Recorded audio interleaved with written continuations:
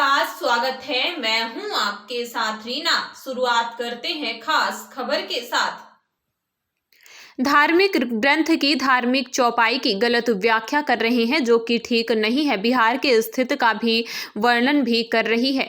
यह शिक्षा मंत्री जब शिक्षकों की भर्तियों पर लाठियां चली तब नहीं बोले थे मंदिर तोड़ दिया, पर एक शब्द नहीं निकला इनके मुंह से। शराब में जहरीली शराब से मौतें इतनी ज्यादा हो गई, उसके बावजूद भी एक शब्द भी नहीं निकला। समाज तोड़ने की बात आई तो उनके भाई खड़े हो गए। मैं इसको अच्छा नहीं मानता हूँ। वैकल्पिक जगह दी गई है मस्जिद बनाने के लिए।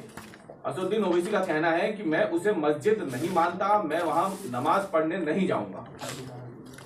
अब ओवैसी जी कब से मुफ्ती हो गए जो फतवा जारी कर रहे हैं?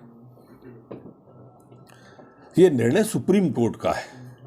और ओवैसी जी आप वकील हो, आप वकील होकर न्यायालय की अवमानना करने की तरफ बढ़ रहे हैं। ऐसा क्यों? आप मुफ्ती हो नहीं और फतवा जारी कर रहे हो, वकील हो और न्यायालय की अवमानना कर रहे हो। कर क्या रहे हो क्या गया है आपको? सर क्या कुछ निकल के आया सर, क्या कारण रहे हैं? पूर्वा नाम की बच्ची है, 8:15 बजे, सबसे छोटी बच्ची थी उस परिवार की। बाकी उसके जो माता पिता हैं, माने पति पत्नी हैं, उनकी हालत ठीक है। बच्चों पर ध्यान देने की आवश्यकता है, ध्यान देने को कहा भी गया है। घटना की विस्तृत जांच की जा रही है कि ऐसी परिस्थिति क्यों बनी। मर्ग कायम कर लिया गया है। थाना खजूरी की घटना है। और ये कहा है कि मुसलमानों को भारत में इजाजत देने वाले आप हो। देखो भाई, माननीय भागवत जी ने जो कहा कि हमारे अल्पसंख्यक भाइयों को कोई खतरा नहीं है, ये सच है। ये उन लोगों के लिए कहा है जो ये कहते थे कि भारत में रहने में डर लगता है। ये वो लोग थे जो टुकड़े टुकड़े गैंग का समर्थन करते थे, उनको संदेश गया है। खतरा वास्तव में हुआ क्या है कि जो कांग्रेस और ओवैसी जैसे लोग हैं ना, जो इनको डर दिखाकर वोट लेते हैं और राजनीति करते हैं, खतरा इन लोगों को हुआ उनके बयान से। इसलिए आपने दिग्विजय सिंह जी का भी देखा होगा, इसलिए आपने ओवैसी जी का भी देखा होगा, और इसलिए आपने इस तरह के लोगों का देखा होगा, क्योंकि इनको तो राजनीतिक रोटियां सेकनी है।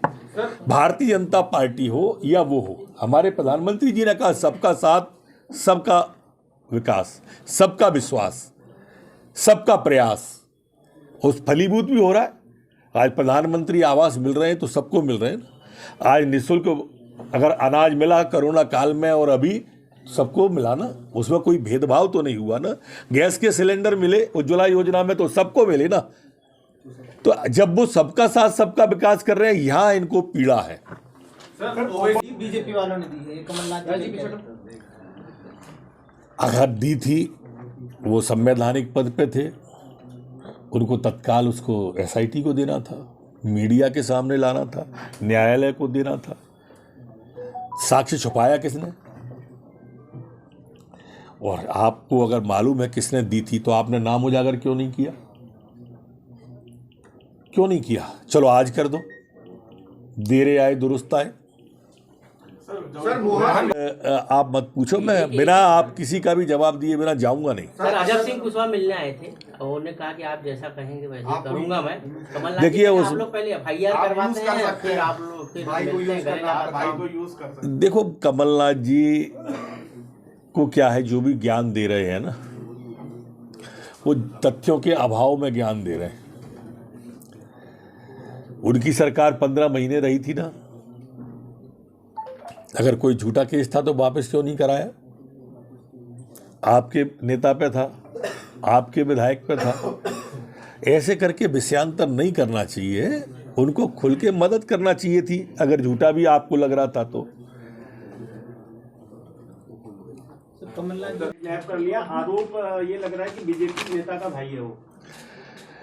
मैं एक बात आपके ध्यान में डाल दूं, वो जो हल्लू चंद्रहास जी हैं, वो नशे की स्थिति बताई गई थी प्रथम जानकारी में, और कोई किडनैप नहीं हुआ।